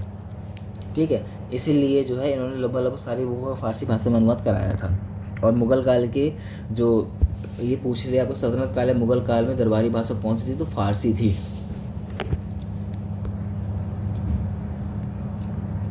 एक पंचतंत्र याद रखना, इसका फारसी में अनुवाद करने वाले अबुल फजल थे। बुक का नाम क्या था फिर, अनवार सहेली। महाभारत का फारसी में अनुवाद रज्मनामा के नाम से किया गया था। 3 लोगों ने किया था, नकीब, बदायूनी या थानेश्वर के शेख ने, लेकिन नाम से बदायूनी का ज़्यादा फेमस होता है कि महाभारत का फारसी में अनुवाद जो रज्मनामा है किसने किया था, बदायूनी ने किया था। लीलावती का फारसी में फैजी ने किया था, एक गणित की बुक है। अथर्ववेद का नहीं याद रखना, राज तरंगड़ी भूल जाओ, हरिवंश पुराण ठीक ही है, नल दमयंती भी हटा दो उसको। नल दमयंती वही है, नल दमयंती स्वयंवर जो कि फैज़ जी ने किया था। अकबरनामा अबुल फजल ने किया था। इसके बाद तारीख़ हुमायूं मत याद रखना, छोड़ो उसको। हुमायूं नामा याद रखना, गुरबदन बेगम ने लिखी, इंपॉर्टेंट बुक है ये। हुमायूं नामा उसकी बहन थी गुरबदन बेगम, उसने बुक लिखी थी, ये वाली याद रखना ज़रूरी है, बहुत पूछता है। हुमायूं के नाम पे एक ही बुक है क्योंकि ये। इसके बाद हटाओ, हिंदी पद्य की बात करते हैं तो तुलसीदास, रहीम, रसखान, सूरदास, ये सब इन्हीं के समकालीन थे। रामचरितमानस और विनय पद्य का तुलसीदास ने लिखी हुई हैं। चित्रकला की बात करेंगे, दसवंत और बसावंत दो थे मेन चित्रकार इनके समय के, इनके नाम बार बार पूछता रहता है। लेखन कला इम्पोर्टेंट नहीं है। संगीत में अकबर नगाड़ा बजाता था, ये सवाल ज़रूर आता है। तानसेन हटाओ इसको, बैजू बावरा हटाओ इसको भी, रामदास को भी हटाओ। भवन निर्माण कला की बात करेंगे तो अकबर के टाइम पे देखो क्या क्या बने वो देख लो। आगरा, इलाहाबाद और लाहौर, 3 जगह पे ये किले बनाता है, जिसमें आगरा का लाल किला बहुत फेमस है। ठीक है। अकबरी महल, जहांगीरी महल इसने बनाया था। फतेहपुर सीकरी में दीवाने आम, दीवाने खास, टकसाल, पंचमहल, मरियम महल, जोधाबाई महल और बीरबल महल इसने बनवाया। जामा मस्जिद, बुलंद दरवाज़ा इसने बनवाया, शेख सलीम चिश्ती की दरगाह के पास में। अटक्का महल, सिकंदरा में मकबरा, ये भी इसी ने बनाया था। इसके 9 रत्न कौन कौन से थे तो बीरबल हो गया, अबुल फजल, तानसेन, राजा फैजी हो गया, रहीम हो गया, रसोई के प्रबंधक हकीम हुमाम हो गया, मुल्ला दो प्याजा, मान सिंह, सेना नायक और टोडरमल इनके भूमि सुधारक, ये लोग फेमस हैं। इनके क्वेश्चन इस तरह से है कि महेशदास यानी कि बीरबल कविराज की इनको उपाधि दी गई थी, दीवान इलाही अपनाने वाला पहला और एकमात्र हिंदू था, और 1586 में इनकी मृत्यु हो गई थी। अबुल फजल की बात करेंगे तो अकबरनामा, आईने अकबर इन्होंने लिखी है, वीर सिंह बुंदेला द्वारा इनकी मृत्यु हुई थी, साहित्य के विद्वान थे। तानसेन रामतनु पांडेन का दूसरा नाम है, गुरु हरिदास थे, और कंठभारण वाड़ी बिलास की उपाधि इनको मिली थी। राजा फैजी अबुल फजल का भाई था, राज कवि का दर्जा था, बुक्स का फारसी में अनुवाद किया करता था। बैराम खां का पुत्र अब्दुल रहीम कवि था, गुजरात विजय पर खान खाना की उपाधि मिली थी इसको। रसोई घर के प्रबंधक हकीम हुमाम थे। अरब के रहने वाले बुद्धिमान मुल्ला दो प्याजा। सेना नायक मान सिंह, जिसका भारमल का पौत्र था, भगवान दास का पुत्र था। भूमि सुधारक कौन थे तो राजा टोडरमल, जिसमें 1580 में दहसार बंदोबस्त स्टार्ट किया था। ये अकबर के टाइम पे उन्होंने कौन कौन से प्रांत जीते थे उनका विवरण यहाँ पे दिया गया था, जिसमें असीरगढ़ की विजय इनकी लास्ट विजय थी, जिस पे बाज के सिक्के चलाए थे। मालवा की विजय इनकी पहली विजय थी, और हल्दी घाटी की युद्ध 1576 में हुआ था, जिसमें मान सिंह और राणा प्रताप की लड़ाई हुई थी, ये याद रखना है। इसके बाद अकबर के बाद आता है हमारा जहांगीर। जहांगीर पहले बहुत ज़्यादा लड़ाई करता है, सारे साम्राज्य को जीतता है, लेकिन एक टाइम के बाद ये विलासी जीवन व्यतीत करने लगता है, और इसी तरह से इसका जीवन एंड हो जाता है। बस इतनी मेन कहानी है। सवाल इसके कम पूछता है, बता दें कौन कौन से। जन्म नहीं याद रखना है, गुरु अब्दुल रहीम खान खाना थे, ठीक है। बचपन का नाम सेखू सलीम जहांगीर, ये तीनों एक ही नाम है इसी के, मतलब बचपन का नाम सेखू था, बाद में अकबर प्यार सलीम कहता था, जहांगीर नाम से राजा बना। राज्याभिषेक 1605 में होता है राजा अकबर के मरने के बाद। नूरुद्दीन महमूद जहांगीर बादशाह गाजी के नाम से बना था, गलती से एक बार पीसीएस में क्वेश्चन पूछा था ये वाला। इसने अपने 12 आदेश आईने जहांगीरी में लिखवाए थे। इसने न्याय की जंजीर लगवाई थी। क्या किया था तो किले से लेके यमुना के तट तक एक जंजीर बनवा दी थी बढ़िया सोने की, उस और कोई भी आता था फरियाद लेकर तो उसको हिला करके राजा को सूचना मिलती थी कि जो है कि सर जी कोई फरियाद लेके आया, उसकी बात सुनिए, आगरा किले से यमुना तक। तो न्याय की जंजीर वाला क्वेश्चन बहुत आता है, जिसमें कहते हैं 60 घंटियाँ थी। 1606 में खुसरो का विद्रोह हुआ करता। खुसरो अकबर का एक दूसरा पुत्र था, नहीं अकबर का नहीं, इसी का, जहांगीर का। 5वें सिख गुरु अर्जुन देव का समर्थन था, किसको? खुसरो को। इसलिए जहांगीर क्या करता है तो जो है 5वें गुरु अर्जुन देव को फांसी दे दिया करता है, जिससे इनकी मृत्यु हो जाती है। ये देखो आप। उदय सिंह भगवान दास। सलीम ने भगवान दास की बहन मानबाई से भी शादी की थी, और सलीम ने यानी कि जहांगीर ने उदय सिंह की पुत्री जगत गोसाई से भी शादी की थी। तो जगत गोसाई से हुआ था आपका खुर्रम, और मानबाई से हुआ था खुसरो। जब अकबर मारा था तो सलीम काफ़ी देर से मारा था, तो खुसरो का कहना ये था कि यार इतनी देर बाद राजा मतलब बाबा मर गए हमारे, तो अब सीधा हमको राज्य मिलना चाहिए, आप कहाँ आ रहे हो बीच में। क्योंकि भाई अगर ये सलीम बनता है राजा तो फिर इसके पास टाइम ही नहीं था। बस इसी के कारण जो है विद्रोह होना स्टार्ट हुआ था, जिससे हम लोग बोलते हैं खुसरो का विद्रोह। खैर, खुसरो जहांगीर में लड़ाई होती है जिसमें खुसरो हार जाएगा, जहांगीर जीत जाता है। और बाद में जो है इसको जेल में मरवा दिया जाता है शाहजहाँ द्वारा। खुर्रम कौन था? खुर्रम शाहजहाँ का पुराना नाम है, बाद में शाहजहाँ के नाम से राजा बनेगा ये। तो खुर्रम और अजय सिंह में लड़ाई होती है, ये नहीं सवाल पूछता है। खुर्रम फिर मलिक अंबर में लड़ाई होती है, ये भी सवाल नहीं पूछता है आप लोगों से। जहांगीर के पुत्र याद रखना कि कौन कौन थे। खुसरो, परवेज, खुर्रम, शहरयार, जहांदार। खुसरो ने विद्रोह किया, वो तो खत्म हो चुका है। और खुर्रम यानी कि जो कि शाहजहाँ के नाम से अगला राजा बनेगा। तो जो कि जहांगीर ने लिखी थी, जहांगीर के संबंध में मोतिब खां ने लिखी थी फारसी भाषा में। और निसार नामक सिक्का जो है जहांगीर ने ही चलाया था। ये रहे जहांगीर के 12 आदेश, जो अगर देखने हो तो देख लेना, पूछता है नहीं कभी। मलिक अंबर ने टोटल व्यवस्था लागू कर 1/3 टैक्स, ये भी देखा था हम लोगों ने 10 साल का औसत निकाल के। दक्षिण भारत में लूट मार वाली लड़ाई, बर्गी गिरगी, नहीं पूछता आप लोगों से। गांधार मुगलों के हाथ से निकल गया, नहीं पूछने वाला।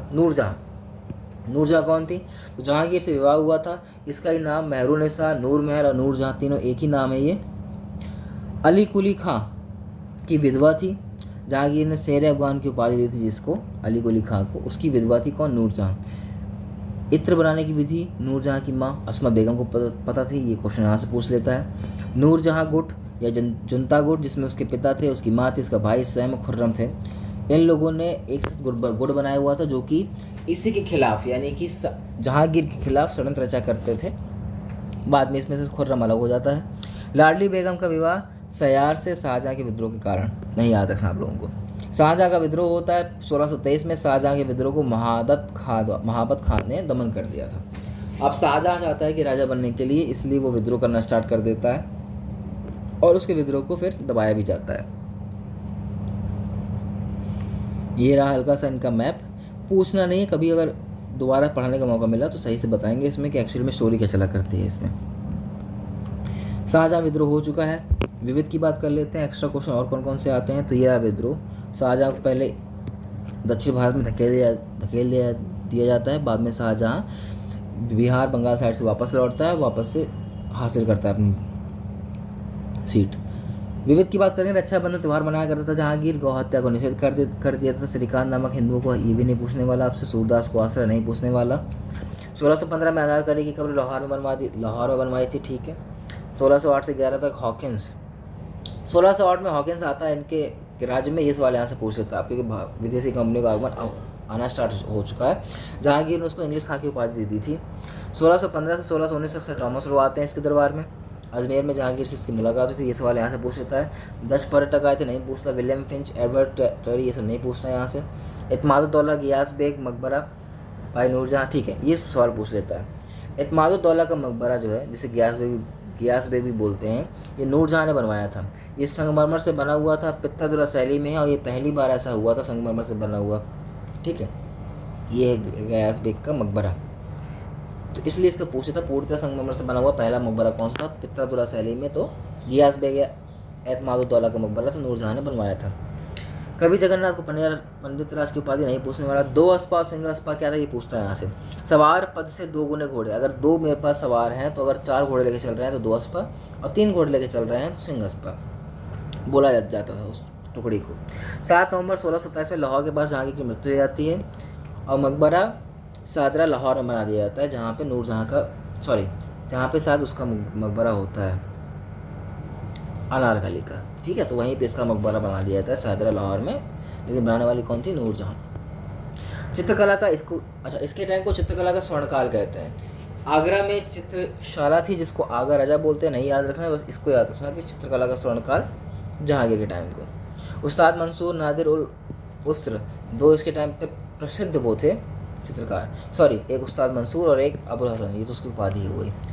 उस्ताद मंसूर और अबुल हसन 2 प्रमुख चित्रकार हैं। और इस तरह से आपका जहांगीर भी ख़त्म हो जाता है। अब बात करते हैं शाहजहाँ की। शाहजहाँ के टाइम पे 3 इसने सूबे और जीत लिए हैं, कश्मीर, सत्ता, उड़ीसा, ठीक है ना। तो जो 15 थे अकबर के टाइम पे, वो 18 हो चुके हैं। जन्म नहीं याद रखना, माता जगत गोसाई थी, नाम मलिक अम्बर की विजय जहांगीर ने साझा कर दिया था, ठीक है। राज्यारोहण नहीं याद रखना, विवाह अर्जुमंद बानो बेगम से हुआ था जिसको मुमताज़ महल की संज्ञा दी गई थी, मलिक का ज़मानी की उपाधि दी गई थी। 1533 में अहमदनगर की संधि हुई थी, कोहिनूर मीर जुमला ने शाहजहाँ को भेंट किया था, मीर जुमला नाम याद रखना है। 1637 में सिजदा पैबोस बंद कर दिया था इसने, जो बलबल ने स्टार्ट किया था, उसकी जगह पे चहार तस्लीम स्टार्ट कर दिया था। 2,80,000 कीमत की मसाल मोहम्मद साहब को भेंट की थी इसने। अहमदाबाद के चिंतामणि मंदिर की मरम्मत कराई। गंगा लहरी, ये सब नहीं याद रखना है आपको। 1638 में शाहजहानाबाद दिल्ली में नींव राजधानी की रखी, ये याद रखना। शाहजहानाबाद किसने बसाया था? तो शाहजहां ने बसाया। और 1648 में इसने राजधानी चेंज करके आगरा से वापस दिल्ली ले आया था। आगरा कौन ले गया था? तो सिकंदर लोदी ने बसाया था ना आगरा 1504 में, ठीक है। तो अब वापस से दिल्ली आ चुकी है राजधानी, तो 1648 में। और दिल्ली का जो लाल किला है वो शाहजहां ने ही बसाया था। आगरा का लाल किला अकबर ने, ये नहीं याद रखना है। शाहजहां के 4 पुत्र थे, ये काम आएंगे। दारा, शुजा, औरंगजेब और मुराद बख्श 4 राजा थे, 4 इसके पुत्र थे। और उनकी बहनें भी थी, जहादर शाह, रोशन आरा और गुहान आरा। तो इनके साथ क्यों लिखा है? क्योंकि इनको सपोर्ट किया करती थी। शुजा के साथ कोई नहीं था। बाद में यही लोग आपस में युद्ध लड़ेंगे, जिसमें पहले राजा बनता दारा, बाद में आगे वाले। उत्तराधिकार युद्ध कहते हैं इसको। शाहजहां के टाइम पे बस इतना ही फेमस हुआ था जो याद रखने लायक है। उसमें बता दें कौन कौन से याद रखने लायक नहीं हुए। उत्तराधिकार युद्ध में कौन कौन से हुआ? तो बहादुरपुर, धर्मत, सामूगढ़, खजुआ और फिर देवराय, ये 5 युद्ध होते हैं। इनका क्रम बार बार पूछता है। पहला युद्ध हुआ दारा और शुजा के बीच में, दूसरा हुआ दारा मुराद के बीच में, तीसरा दारा मुराद औरंगजेब के बीच में, चौथा औरंगजेब शुजा के बीच में, 5वां औरंगजेब और दारा के बीच में। सीधे इनका बस क्रम याद रखना, बहादुरपुर, धर्मत, शामूगढ़, खजुआ और देवराय, क्रम याद रखना। बस क्रम ही पूछता है बार बार। इसमें जगह आपको मैप पर दिखा रही है कौन कहाँ पे किससे युद्ध हुआ था। दारा को हुमायूं के मकबरे में दफना दिया गया मारने के बाद। औरंगजेब ने शाहजहां को 1658 से 66 तक आगरा के किले में कैद रखा। बाद में 66 में इसको जब मर जाता है तो वापस ताजमहल में दफना दिया जाता है उसकी बेगम के साथ में। प्रमुख चित्रकार मोहम्मद फ़कीर हासिन थे। वंशीधर मिश्र और हरिनारायण मिश्र संस्कृत कवि थे। नहीं पूछने वाला। संगीतज्ञ कला लाल खां को गुण समंदर की उपाधि दी गई। कांधार अंतिम रूप से मुगलों के हाथों से निकल चुका होता है इस टाइम पे। और कलीम राजकवि नियुक्त की गई, ठीक है। बहुत कम पूछने वाला है आज क्वेश्चन। इसके टाइम पे उत्तराधिकार के युद्ध बहुत फेमस रहते हैं। इसने 2 सिक्के चलाए थे। कौन कौन से? तो एक चलाया था चांदी और कांसे के बीच का सिक्का चलाया था, रुपये और दाम के मध्य का आना चलाया था इसने। तो आने का सिक्का याद रखना पड़ेगा। इसके बाद दारा की बात करते हैं, जो उसका पुत्र था औरंगजेब का। तो दारा सिखों सूफियों का कादिर संप्रदाय प्रवर्तक था। यानी कि देखो शॉर्ट में देखो, सबसे ज़्यादा इंटेलिजेंट मुगल शासक कोई था तो वो दारा सिकोह ही था। इसको लघु अकबर की संज्ञा लेनपुर ने दी थी। भगवद गीता का योग विशिष्ट का इसने फारसी में अनुवाद किया था। वेदों का संकलन किया था। और 52 उपनिषद का फारसी में अनुवाद करने वाला सिर्र अकबर के नाम से दारा सिकोह ही था। दारा के बाकी छोड़ो इसको। औरंगजेब की बात करेंगे। इसको स्थापत्य कला का स्वर्ण युग कहा जाता है, इसलिए इसके टाइम पे काफ़ी इमारतें बनी हैं। स्थापत्य कला का स्वर्ण युग। मुमताज़ महल की याद में ताजमहल बनाया था। बनाने वाले कौन थे? उस्ताद ईसा ने नक्शा खींचा था। उस्ताद अहमद लाहौरी निर्माण करता थे, जिसके बाद में हाथ कटवा दिए गए थे। दिल्ली की जामा मस्जिद भी औरंगजेब ने बनवाई थी। मयूर सिंहासन, मुख्य कलाकार थे बेबादल खां, जो पितृदुरा का जुड़ाव काम इस मयूर सिंहासन पे होता है। कोहिनूर से युक्त था, बाद में जो है यहाँ से हटा दिया था मयूर सिंहासन को। ये भी इसने बनवाया था।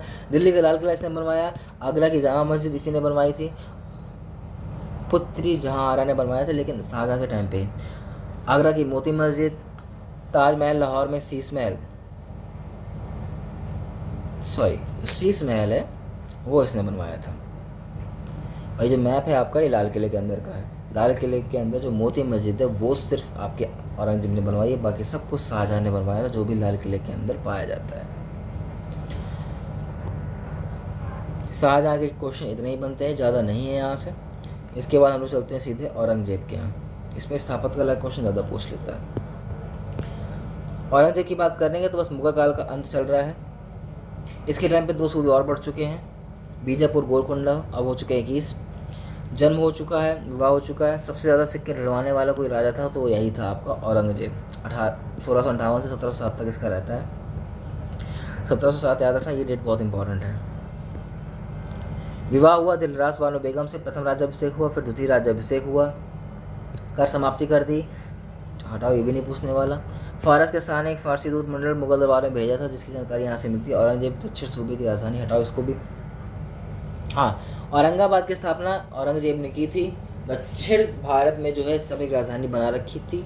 वो लास्ट में जो है वहीं चला गया था शायद 1682 के बाद में, तो दक्षिण भारत में रहा था, वहीं मर गया था युद्ध करते करते मुगलों से, सॉरी मराठा आ चुके थे इस टाइम पे, तो इसकी मृत्यु वहीं हो जाती है। गुरु पीर मोहम्मद हकीम, नहीं पूछने वाला। औरंगजेब सुन्नी धर्म को मानता था, जिंदा पीर की संज्ञा दी जाती थी। ये सवाल यहाँ से पूछता है बार बार आपसे, जिंदा पीर किसको कहा जाता था? औरंगजेब को। पुरंदर की संधि 1665 में जय सिंह एवं शिवाजी के मध्य हुई थी, ठीक है, ये सवाल भी पूछता है आपसे। 1665 डेट याद रखनी पड़ेगी। 1666 में शिवाजी औरंगजेब के सम्मुख प्रस्तुत किए जाते हैं जयपुर भवन, ठीक है। उस टाइम पे औरंगजेब इनको कहते हैं कि सही से इज्जत नहीं देते हैं, तो शिवाजी इनकी बेइज्जती कर देते हैं, जिससे इनको जयपुर भवन में कैद कर लिया जाता है। बाद में शिवाजी भाग जाते हैं। 9वें गुरु तेग बहादुर की हत्या भी 1675 में औरंगजेब द्वारा कराई गई थी। जजिया कर 1679 में दोबारा से लागू कर दिया जाता है। 1679 में बीबी का मकबरा औरंगजेब ने बनवाया था। कहाँ बनाया था? औरंगाबाद में बनवाया था, ये भी याद रखना है। बीजापुर गोलकुंडा मुगल साम्राज्य में शामिल हो चुके हैं। मन्ना मदन्ना का संबंध गोलकुंडा के संबंध अबुल हसन से था, नहीं याद रखना। जाट विद्रोह का नेतृत्व गोकुला एवं राजा राम ने किया था, नहीं याद रखना, जाट जो है। भरतपुर राजवंश की नींव राजा राम के भतीजे चूरामल ने डाली थी, ठीक है। पुत्र अकबर ने मारवाड़ के दुर्गादास के साथ विद्रोह किया, हटाओ इसको भी। सिक्कों पर कलमा, भांग, ये और याद रखना। सिक्कों पर कलमा लिखना, भांग, गाना बजाना, झरोखा दर्शन, तुलादान प्रथा, नवरोज, ये सब बंद करवा दिया था इसने। ये सवाल यहाँ से जरूर पूछता है। स्वयं वीणा बजाने में निपुण था, लेकिन जो है गाना बजाना बंद कर रखा था। ये सवाल पूछता है वीणा बजाने वाला। और एक गुप्त काल में एक राजा था जिसने क्या कहते हैं स्वयं को वीणा बजाते हुए दिखा सिक्कों पर, उसका नाम क्या है? सोमनाथ मंदिर, बनारस विश्वनाथ मंदिर, मथुरा निर्मित केशव मंदिर 1665 में तोड़ दिए थे, नहीं पूछने वाला। 1607 में औरंगजेब की मृत्यु हो जाती है 20 फरवरी को, खुलदाबाद अहमदनगर के पास में। सूबों की संख्या इसके टाइम पे 20 थी, ऊपर सॉरी 21 लग गया, वो 20 कर लेना उसको। सूबों की संख्या इसके टाइम पे 20 थी। दारुल हर्ब काफिरों का देश, सॉरी ये कहा करता था कि दारुल हर्ब से दारुल इस्लाम बनाना, यानी काफिरों के देश से इस्लामों का देश हम लोग को बनाना है। परिवर्तन ही औरंगजेब का लक्ष्य था। और मुगल सेना में सर्वाधिक हिंदू सेनापति संत रामदास समकालीन थे, ये सवाल यहाँ से बन जाता है। जहांगीर को साहिबात उस जमाने की उपाधि, ये सब नहीं पूछने वाला आप लोगों से। ये रहा औरंगजेब का मकबरा, आपका सेकेंड ताजमहल जिसको बीबी के मकबरे से भद्दी नगर बोला जाता है। और ज़्यादा सवाल नहीं है औरंगजेब के। औरंगजेब जब दक्षिण भारत में आता है तो वहीं पर जो है लड़ते लड़ते इसकी मृत्यु हो जाती है, बस।